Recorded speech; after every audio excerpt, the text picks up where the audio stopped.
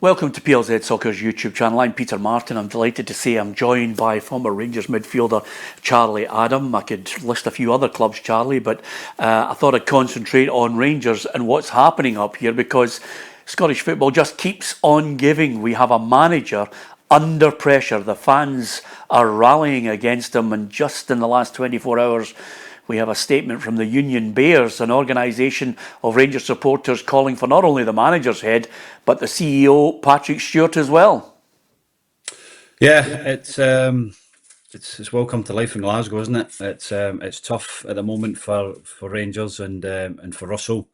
The pressure he is under, but that pressure is coming by the performances and the results. If you don't get results, then it's ultimately becomes difficult. But it's where the club is at and where they're going. I think sometimes we're too hasty just to get rid of the manager. But I still think that Russell's a good manager, and I think he's got good people around him, and Kevin Thirlwell and trying to do the right things. Of course, the results are where it matters, and the performance have not been to the level as expected of Rangers. And that European performance, has probably just tipped a lot of people over the edge as well. And with that in mind, he's got what many people consider the dreaded vote of confidence from a board that, Charlie, nobody really knows what way they're going to sway one way or the other, because it's a new board. It's a board which has, a lot of people in an investment group associated with the San Francisco 49ers, and they have said that they cannot go through this rinse and repeat of sacking managers, and they're sticking by them. But how long do you think that can last when you have a situation where the manager is receiving huge calls from the majority inside Ibrox to go and take a run to himself? I mean, that is not nice to hear, and the manager has not got the support of the Rangers fans. No, I think that as well doesn't help the players. That there's no connection between the supporters and the manager and the players. I think it's important that the next game they win, because then it might die it down a little bit. But they need to start picking up results, and performances need to improve, or else. This is Rangers, and this is a big club that needs to be fighting at the top end of the table and competing in Europe. So if he doesn't do that in the next few weeks, I think then ultimately the decision the board have got to make would be to change manager. But again, this board is new, and ultimately it's a different club to being involved in as at Leeds United to Rangers. The expectation, the pressure's there from day one. But the next few weeks are going to be big for Russell and for his coaching team to try and pick a performance up and a result. They have to get the best player back in the team, and that's a starting point for me. I'm only seeing what's been reported, that there's obviously been a fallout with Raskin and different things. So they have to get that sorted, and ultimately get the best players back into the team and try and get some rhythm within the group and get some results. There's a general feeling that there's a fallout in some ways between the player, maybe some of his teammates. The manager's obviously got a problem with him. Do they all have to bite the bullet? Do they all have to maybe get into a room and then from there start saying, listen, you need to put all your differences behind you? What does he do? Well, he has. Yeah, of course, you have to have a conversation, because Nico Raskin can't go anywhere. The windows of transfer have closed, and in terms of where he would go. So, Rangers can't afford to have an asset like that sat in the stand for the next 3 or 4 months till January. So he needs to find a solution. It has to come from the player, and if he has done something wrong or said something, then they have to man it up and get him back into the group as quick as they can, and try and get him on the pitch playing as well as he can. He's been playing for Belgium in the last international break, so he's got top quality. They need that, and the Rangers manager and the staff and the players have to try and get round the dressing room and speak and open up talks and see where they're at, because at the moment it's not working, and they have to try and get that togetherness and get that opportunity to get Raskin back into the team. You know better than anyone, Charlie, 9 points adrift of Celtic and Hearts is just not good enough. No, it's not. It's not. There's no way. It's black and white. It's there to be seen. That it's not good enough. But Russell is a manager who has a way and a style of playing, and the Rangers owners wanted a style, and that's why they went for Russell. But the results are not there, and they have to try and get that. And I think that it can change, but it has to change by winning the next game and then taking the confidence from that. There's been a lot of turmoil within the club in terms of the transfer window and people leaving, people going, people not coming off the bench when they were asked to. So, yeah, that's the window's closed now. They have to try and focus on that, and you can only win your next game. And that result of the weekend against Hearts was a big blow because everybody I didn't think Hearts would get in between Rangers and Celtic, but Derek's done a wonderful job there. Do you think you can do that? Well, going on what's going on at the moment, absolutely he can. And I said a few weeks ago I didn't think he could, but what Derek's done is he's organised them. He's got good players into the club. He's got good experienced players that have played in Scottish football. And Derek McInnes is a very good manager that, it was only a matter of time before somebody took him again, from Kilmarnock. And I think Hearts will be delighted that they've managed to do that. Just on the point of the manager, you're talking about he's got a style. That style is going to be very difficult to engage and realise if he doesn't win against Hibs. How massive is that game for Russell Martin? It's huge. It's huge. And again, what it will do is it'll just keep adding fuel to the fire if he doesn't win. But the Rangers have to win that. They have to win the next game, and they have to try and not think too far ahead. The next game is the most important game for them. I expect Raskin to come back into the team at the weekend, but it's discussions and whatever chats that they've had between the players and the staff and with Kevin and Russell. It's important that you get the best players and the key players back into the team and playing. So, no, it's a big game for Rangers at the weekend, and they need to try and find the win. But going back on that, I think Hibs are in good shape as well. I think David's done a great job. Since he had a tough time last year as well, and he's come through that. So, they can come through these tough times, but they need the support and the backing of your owners and the football club. But when there's a divide between the supporters and the club, then it becomes very difficult, and it becomes even harder when these boys are coming out on a Saturday or a Sunday to play, and they feel that wee bit of disconnect between each other. It's a tough question to ask, but if he loses against Hibs, knocked out of the cup, is he gone? I think it's a hard one for us to speculate on. The only people you can ask is the board and the owners. What it would do is make it even harder for Russell as the manager of the football club, and what the supporters are like in Glasgow, that they'll make their voices being heard, and they are at the moment, and that would make it even more difficult for them. Do you think, based on what he has had to offer before, do you think he can turn it around? I think he can. I think he's what he's got is he's got a strong mind. He's got, he's had setbacks before, and but he has to, really engage in what they're doing. He has a way, and he wants to play that way. But the players have to take it onto the pitch, and they seem to be struggling with what he's trying to do, and he might have to try and simplify it for them a little bit as well, and probably not ask them as difficult things as he maybe is asking them. So, yeah, again, as a manager, you look at every situation, every decision you make, and he'll be reflecting on that, and like you say, he has the backing of the board, and ultimately it's now up to him to try and get that result the weekend to keep that. The target of the anger from the Rangers fans is clear. First, the manager, Russell Martin, now the chief executive and Patrick Stewart. Do you think the players need to take some responsibility here in this? Because quite simply, you know what it's like, the pressure. You have to be able to handle the pressure and step up to the plate as a Rangers player, especially at home in front of 50,000 fans.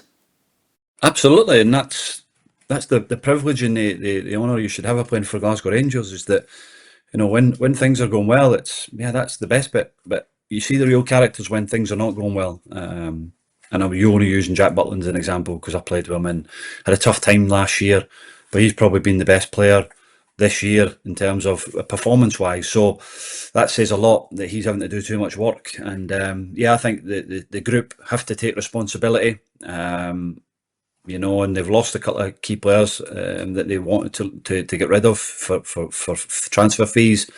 But this is the group now, and this is the group till January, and they have to stick together and make sure that when they go on that pitch, they're together and they want to win for the football club. But not easy. It's not easy playing for Rangers and Celtic, and you see the real characters now when it is not going well.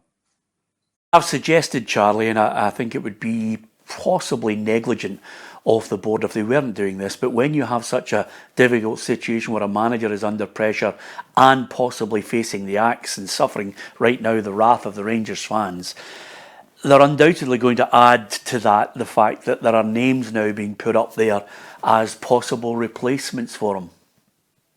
Yeah, and that's where that comes from is ultimately the media and you know who they are but I don't think that as a former manager that you look too much, and you have to just focus on your own job. As the Russell will be, we focusing on the noise from the outside.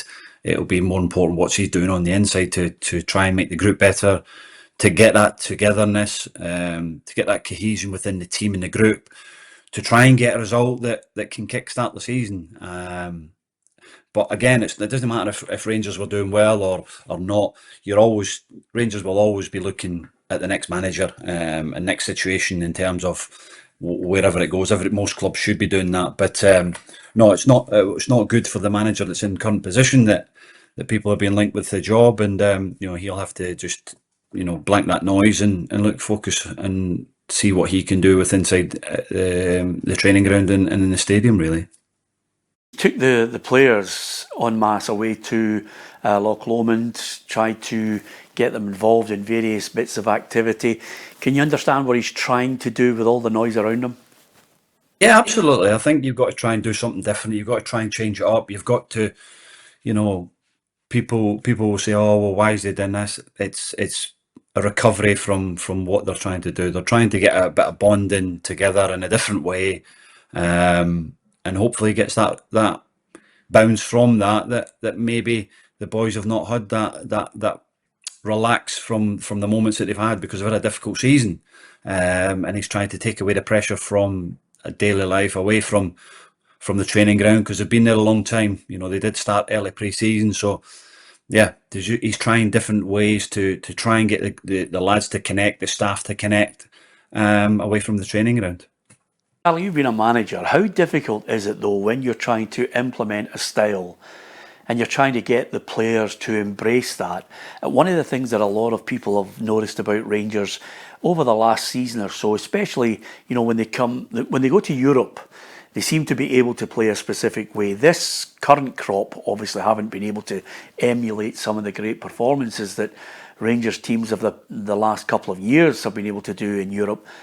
But the one thing that they've been unable to do is, especially at home, is take the game to a team. That Rangers expectation of, yes, we've got the majority of possession, but you have to make that count, and they haven't been able to do that. It's almost as if they embrace teams that come at them, but that doesn't happen, as you know, in the Scottish Premiership.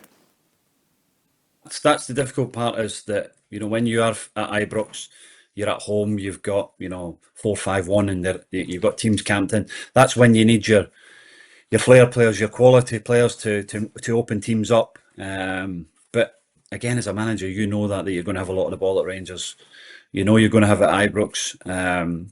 But again, it's having the movements and the patterns to open teams up. And if you are one-dimensional, then it becomes more difficult for yourself. And the frustration comes from the supporters if you're not getting that goal, and the longer the game goes on, the opposition get confidence from that, and you've seen that. And just use Dundee an example because they got a draw there, and I watched the game. So it's where the frustration comes that supporters need. To get real quality players on the pitch at the top end of the pitch that are going to make a difference. And I've been there myself when you feel like you dominate a game and all of a sudden you get done on a counter attack or a set play and you lose the game and it becomes a crisis. So that's what Rangers players have to understand, and they have to get used to that, and they have to try and find their solutions, because ultimately, they should have the best players in the country, along with Celtic. But at the moment, it doesn't seem to be firing, and they have to try and pick that up at the weekend against a very good Hibs side. You mentioned the necessity to get Nico Raskin back in the team. One man doesn't make a team. You've watched them against Dundee. Obviously, the Hearts game as well has been difficult for Rangers fans to take. What do you think? Well, are there specific players that you think really need to step up now that haven't been performing, that need to show the way for other members of the team about what it takes to play for Rangers and to win for Rangers? Yeah, I think Barron Raskin will get the main criticism, because he's probably the best player when he's at it. He's your key figure within that midfield. He can open the door. He can make things happen. Again, the usual ones get the criticism: your Taverniers and your Souters and Butlands, people that have been there a long time. But I think the whole group have to step up. Even the younger ones that have come in, it's become a difficult situation for somebody like Mikey Moore, who's coming from Tottenham, who's 17, 18 years of age, to come into a team that's not performing to the level they're expected. So it becomes a wee bit more difficult for these lads. So no, I think the whole group have to take responsibility. Like I said, that's now down to the manager to put the right team on the pitch that he feels is capable of winning the football matches. You sum it up for us. You've obviously seen Rangers play. Hibs have now recruited well. There's a real feel-good factor around them. And the weekend, if Hearts are anything to go by, surely David Gray is saying to his players, go there, silence the crowd, and then slowly but surely, if you can keep it tight, they'll get on the manager and the players' backs. Yeah, absolutely, and that's what he'll be saying. He'll be saying that to them. First 20 minutes will be key, because you'll expect Rangers to come out the traps quickly, and they'll be under a bit of pressure, but they have to handle that pressure. And I think Dave's got the team playing well. He feels like he's in a good place. Doing a pro license with him at the moment, and he feels like he's got a good squad there that's very capable of challenging to the top positions in the Premier League. So it's he's done well, recruited really well, and he's got players that can hurt you. Your Bowies and your Boyles, and Josh Mulligan's done really well from this year. So no, they're a good team, and Rangers will know that as well.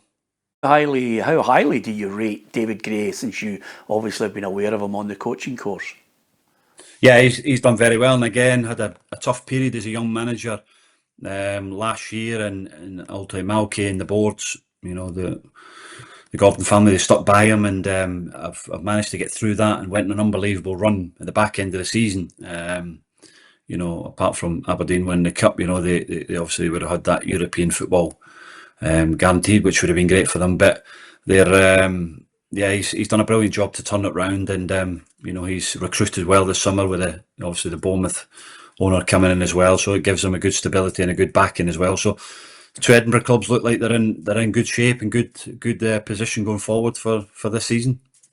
As an overview, only in Scotland could you have a situation where Celtic are 9 points clear and their fans are looking to the board and wanting removals and wanting a change of strategy, because they were not happy with what happened in that transfer window. Yeah, it was difficult for them, wasn't it? And obviously Celtic had been there before, which is again why the supporters are voicing their opinion, is that they feel like they've been in this situation before, where they've not made the right signings before the big Champions League games, and they feel that's cost them. But it's not easy signing a player. It takes time, and it takes a lot of negotiations, a lot of time and effort goes into it, and to not get the lads over the line before the game. But I think overall the disappointment of the two games would have been hurt more than the signings, because Celtic had the opportunity to get through the two legs and never performed to the level they were capable of. Ultimately, though, Charlie, and you know this better than anyone, when you lose the backing of the support, especially the huge support at Rangers and Celtic, sometimes it can make a difference. Sometimes it can force change. We are in a situation here where the Celtic Supporters Associations have all come together and they are asking for better communication, a change of strategy, in some cases removal of certain individuals on the board, possibly even the owner. And we have a similar situation with a group in the Union Bears calling for change in the boardroom at Rangers and of course in the dugout. Does it eventually become an untenable position if that is maintained? The supporters continue to show their anger? Well, I think it's difficult in terms of both clubs are two different situations, aren't they? One sort of supporters are trying to get the manager out and a CEO out. The other ones are trying to get the most important person out in a football club in Dermot Desmond, which is incredible to understand where this is coming from, the financial backing and what he's done for Celtic since he bought the club from Fergus McCann. It's been incredible. So I find it very difficult. Of course, there's people that are taking the flak. Peter Lawwell left a few years ago and came back. Michael Nicholson's now is in charge of the daily running of the football club. But to be 9 points clear and still have that problem, I think it's very hard. And again, you have a top class manager in Brendan Rodgers that is coming to the end of his contract as well at the end of the season. So a lot of big issues going on at Celtic as well. But I think once you've got a supporters base that want an opinion and have an opinion, then they drive that because it's a big fan base. And for Rangers, the sections of the supporters are obviously not happy with the performance that they're given, with what the players are producing. So they're voicing their opinion. So it could be an interesting few weeks in Glasgow, I think, in the both sides. I think, like you talked about before, I think Hibs and Hearts are probably the two stable clubs in Scotland at the moment. With on and off the pitch. And I think, like you said, we spoke about Jim Goodwin's done a brilliant job there. So I think there's a lot of problems at all the other clubs, and Rangers and Celtic are obviously the most high profile, and they won't change, and you can only see one thing happening if performances don't pick up in Glasgow for Rangers anyway. Just before you go, I've got a couple of points I want to get your thoughts on, Charlie. I can't let you go without talking about Dundee. Stephen Presley has come in. Again, it's a strange situation where managerial appointments are not exactly flavour of the month. Rangers fans didn't fancy Russell Martin. A certain section of them didn't, and the majority certainly don't now. Stephen Presley come in is certainly not someone that would be number one favoured choice. He's got a difficult job to try and convince them that they're not going to be the cannon fodder for everybody in relegation material. Yeah, absolutely. And it's when you go into a new club and it's tough, and unless we know the background of why Tony left, which I thought he'd done a decent job, and obviously that second season was always going to be difficult, but he got the job done. But to change the manager, Stephen's coming in. It's been a tough start to the season, bringing a lot of new players in, trying to find his ideas, and they've picked up a couple of draws here and there. So no, I think the performance first half of the weekend wasn't good, but second half they made an improvement, and they've got a big game now at the weekend, and they're needing to try and get some wins as well, because like you say, they don't want to be isolated with that bottom of that league and teams above them going ahead and going too far ahead because of what happened last year. So it's going to be a big few weeks coming up for Dundee as well. And, again, the international break, getting the players together and trying to keep working on what he's trying to get in, the ideas he's trying to have, and hopefully, that comes onto the pitch. Goals are more important than anything. How significant and important could Simon Murray be again to trying to keep Dundee in that league?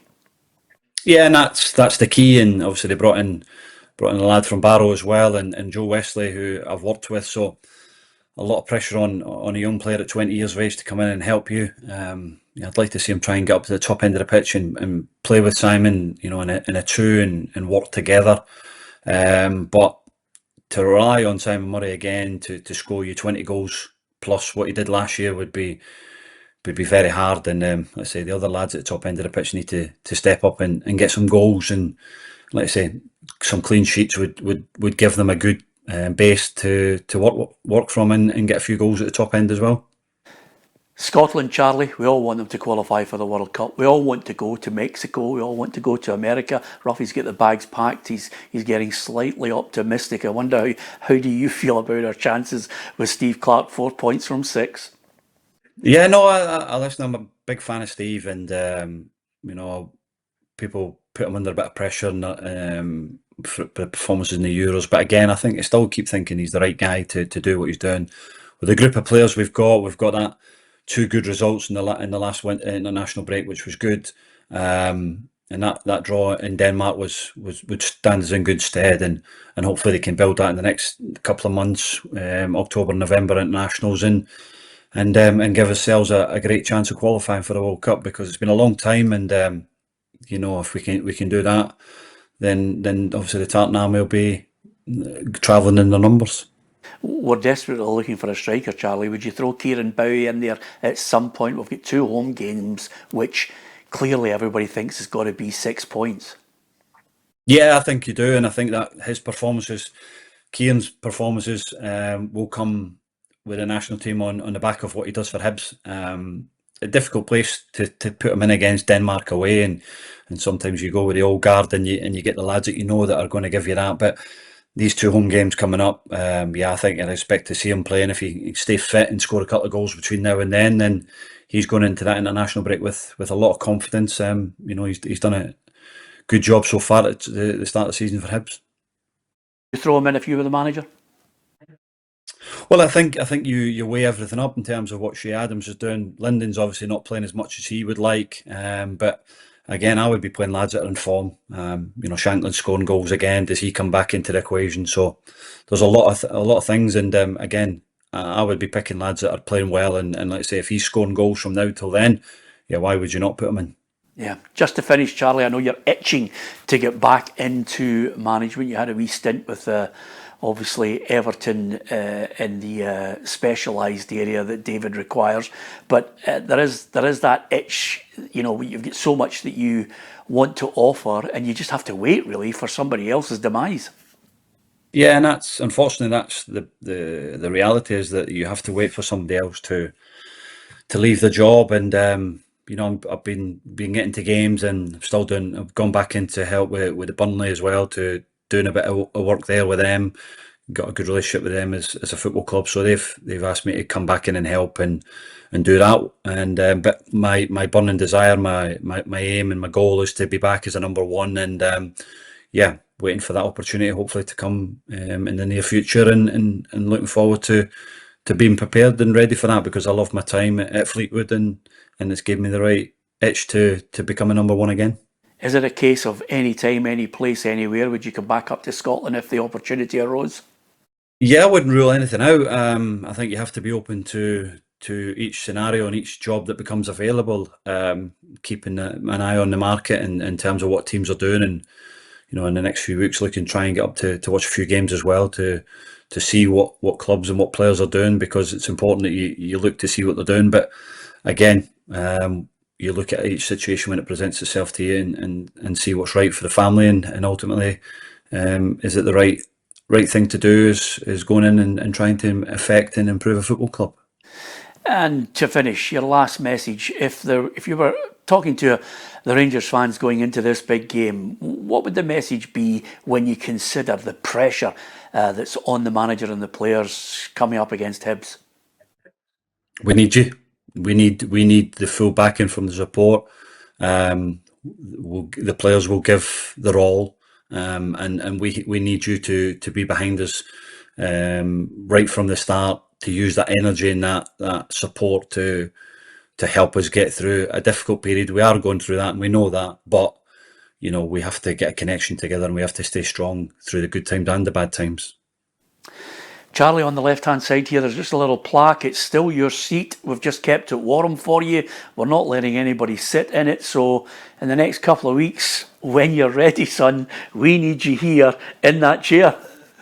Yeah, let me know when you're when it becomes available, and I'll come up and come on the show, no problem at all. Thanks to Charlie Adam for joining us on PLZ Soccer on our YouTube channel. Don't forget to hit the subscribe button on the channel, and also if you get a chance, if you want to see additional content, prize giveaways, the lot, it's on PLZ Soccer Premium. You can subscribe to that. Great to chat with Charlie Adam as ever. Don't forget, you can also download the podcast. Thanks for listening and watching.